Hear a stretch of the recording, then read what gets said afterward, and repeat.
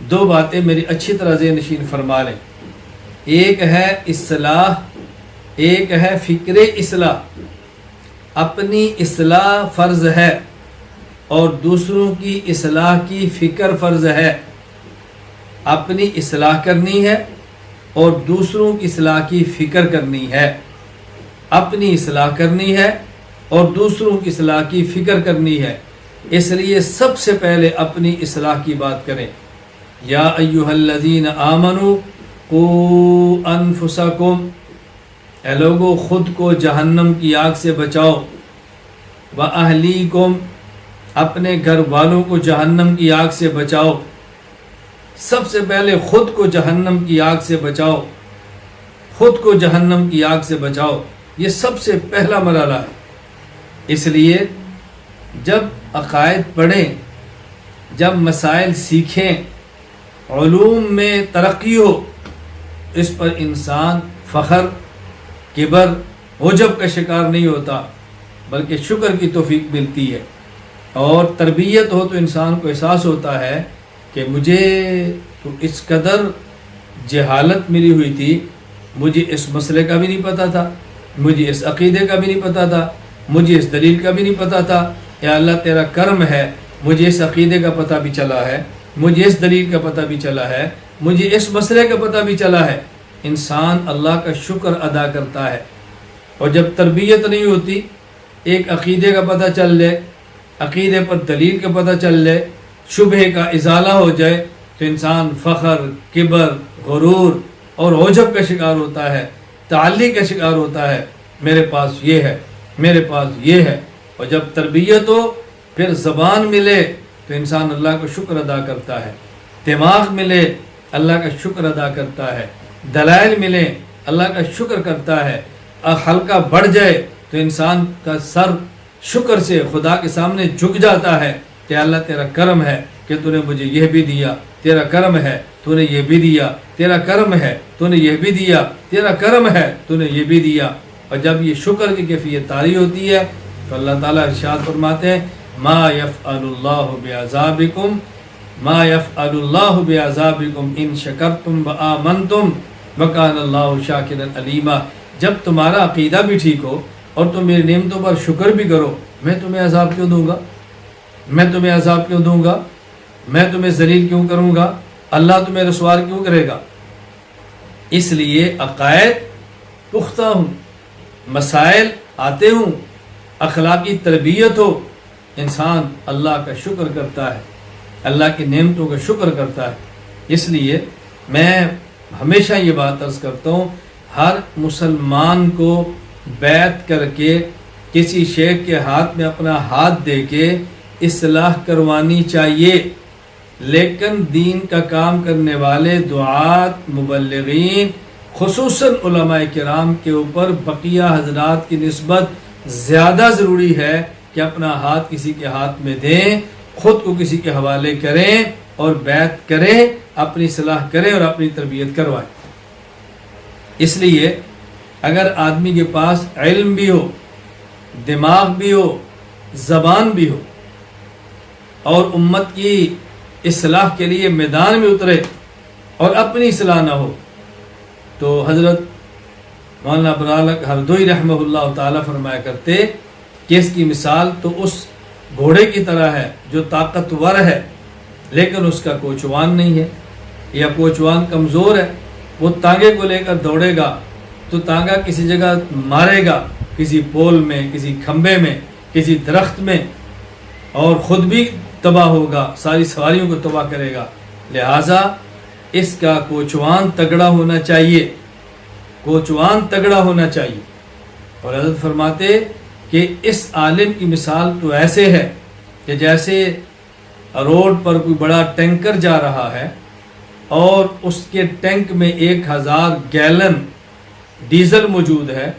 وہ petrol pump پہ کھڑا ہوتا ہے، کہا جی اس کی ٹینکی میں ڈیزل ڈال دو. ابھی تمہاری ٹینک میں تو 1000 گیلن موجود ہے، تمہیں کیا ضرورت ہے؟ تو جواب ملے گا کہ جب ٹینکی میں ڈیزل ہوگا تو 1000 گیلن والے ٹینکر کو لے کر یہ چلے گا، اور جب ٹینکی میں ڈیزل نہیں ہوگا تو تو 1000 گیلن والے ٹینکر کو لے کر کیسے چلے گا؟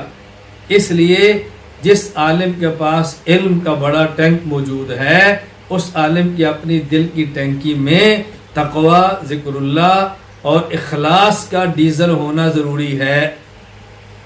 اس لیے علماء کے ذمہ ہے۔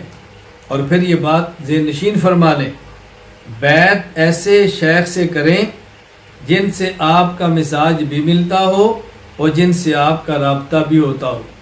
مزاج نہ ملے، بیعت کا نفع تب بھی نہیں ہوتا، اور رابطہ نہ ہو اور بیعت کا نفع تب بھی نہیں ہوتا۔ اگر ایک شیخ سے بیعت ہے لیکن رابطہ نہیں ہے تو بیعت کسی دوسرے سے کر لیں۔ میں بارہا یہ بات کہہ چکا ہوں، جو حضرات مجھ سے بیعت ہیں ان کا مجھ سے مزاج نہیں ملتا، شیخ بدل لیں۔ مجھ سے بیعت ہے اور رابطہ نہیں ہوتا، اپنا مرشد بدل لیں۔ اس لیے کہ مقصود بیعت سے اپنی اصلاح ہے۔ مزاج نہیں ملتا تب بھی اصلاح نہیں ہوگی، اور رابطہ نہیں ہوتا تب بھی اصلاح نہیں ہوگی۔ مزاج اور رابطے کا ہونا ضروری ہے۔ اس کی مثال عارف باللہ حضرت اقدس شاہ کی مختار نور اللہ برکتہ فرمایا کرتے کہ دیکھیں، آپ بلڈ اس کا لیں گے جس کا بلڈ گروپ آپ سے ملتا ہے۔ یہ نہیں دیکھیں گے کہ جس کا بلڈ لینا ہے بندہ بڑا ہے یا چھوٹا ہے۔ خون اس کا لیں جس کا خون گروپ ملتا ہے۔ جب خون گروپ نہیں ملتا تو پھر آپ کو فائدہ کیسے ہوگا؟ اور جب کسی شخص سے بیعت کر لیں تو پھر اس کا اہتمام کریں کہ حکیم الامت مجدد الملت مولانا اشرف علی تھانوی نور اللہ مرقدہ کے پاس مولانا عبد الماجد دریابادی رحمہ اللہ تعالی بیعت ہونے کے لیے آئے۔ میں نے فرمایا کہ آپ مجھ سے بیعت نہ کریں۔ کہ حضرت کیوں؟ فرمایا اس لیے کہ بیعت تو مرشد کی کرتے ہیں، اور پیر ایسا ہو تگڑا جو کان بھی مروڑ سکے۔ حضرت آپ تو بڑے ہیں، میں آپ کے کان کیسے مروڑوں گا؟ یہ مزاحن بات فرمائی۔ خیر وہ حضرت ہی سے بیعت ہوئے۔ تو جو شخص بیعت ہوتا ہے وہ خود کو شیخ کے حوالے کرے، شیخ کے رگڑے برداشت کرے، اور جو بیعت کرتا لیتا ہے اس کو بھی چاہیے کہ اپنے مرید کو رگڑا لگائے، کان کھینچے، اس کی صلاح کرے، اس کو کھینچ کے رکھے، اس کی غلطی علم کے اندر آئے تو غلطی کی نشاندہی کرے اور اس کو سمجھائے کہ تو نے غلط کیا ہے، تاکہ اس کو اصلاح کی توفیق ہو۔ اور جب بیعت کریں تو پھر بیعت کا مقصد گناہوں سے جان چھڑانا ہے۔ اگر اپنی زندگی میں کوئی گناہ ہے، اپنے شیخ کو لکھ کر بتائیں یہ میرا گناہ ہے، میرا عیب ہے جو نہیں چھوٹ رہا۔ اب ہمارا ذہن کیا ہے؟ اگر اپنا عیب بتایا تو شیخ کیا سمجھے گا؟ میں تو عالم ہوں، میں تو مولانا ہوں، میں تو خطیب ہوں، میں تو ادیب ہوں، میں تو مقرر ہوں، میں تو مناظر ہوں، میرے بارے میں کیا ذہن بنائے گا؟ یہ شیطان کی بہت بڑی چال ہے۔ اس چال کو سمجھو، شیطان کے اس مکر کو پھینکو اور اپنے شیخ کو اپنا عیب بتاؤ۔ اور جب آپ اپنے نفس کو یہ بات بتائیں گے کہ میں نے اپنا جرم اپنے شیخ کو بتانا ہے، آپ کا نفس جرم نہیں کرے گا، گناہ نہیں کرے گا، چھوڑنا شروع کر دے گا۔ بھئی اس نے تو بتانا ہے تو میں کیوں کروں؟ تو بتائیں، اور یہ ذہن نہ بنائیں کہ میرا شیخ مجھ سے نفرت کرے گا۔ عارف باللہ حضرت اقدس میرے مرشد شاہ کی محمد اختر نور اللہ مرقدہ فرمایا کرتے تھے، کم از کم شیخ کو ماں کی طرح سمجھو۔ اگر ماں کے علم میں ہو کہ میرے چھوٹے بچے کے پیمپر میں شلوار میں پخانہ ہے تو ماں اس کی بھو کو سونگھ کر اس کو صاف کرتی ہے، نفرت نہیں کرتی۔ اگر ماں کے علم میں آ جائے اور ماں کو سونگھنے سے اندازہ ہو جائے کہ پیمپر میں پخانہ ہے، وہ جتنا جلدی ہو سکے اپنے بچے کی نجاست کو صاف کر کے بچے کو پاک کرتی ہے، نفرت نہیں کرتی۔ بالکل اسی طرح جب شیخ کے علم میں آئے میرا فلاں مرید فلاں گناہ میں مبتلا ہے، وہ گناہ کو ختم کر کے اس کو نجاست، گناہ کی نجاست صاف کر کے مرید کو پاک کرنے کی فکر کرتا ہے، اپنے مرید سے نفرت ہرگز نہیں کرتا۔ اور جب کوئی مرید اپنے شیخ کو اپنا گناہ بتائے تو شیخ خوشی کا اظہار کرتا ہے کہ الحمدللہ اس کو فکر ہے کہ میں نے گناہ کو چھوڑنا ہے۔ ایک مجھ سے بیعت والے شخص سے رابطہ کیا، انہوں نے کہا جی آپ کہتے ہیں کہ گناہ بتائیں، جبکہ شریعت میں تو منع کیا گیا ہے کہ آپ نے رات گناہ کیا، اللہ نے پردہ ڈال دیا، یہ گناہ کسی کو بتا کے پردہ مت پاڑو۔ آپ کہتے ہیں بتاؤ۔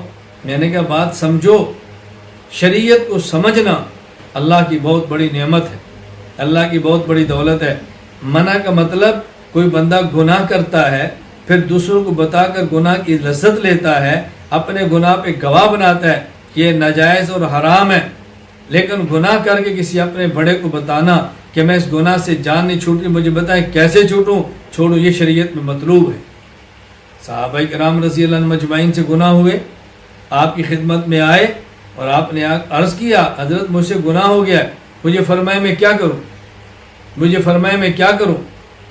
تو صحابہ کرام آ کر پوچھتے تھے، اللہ کے نبی ان کو پاک کرتے گناہوں سے، تو اپنا جرم بتائیں، اپنے آپ کو پاک اور صاف کریں۔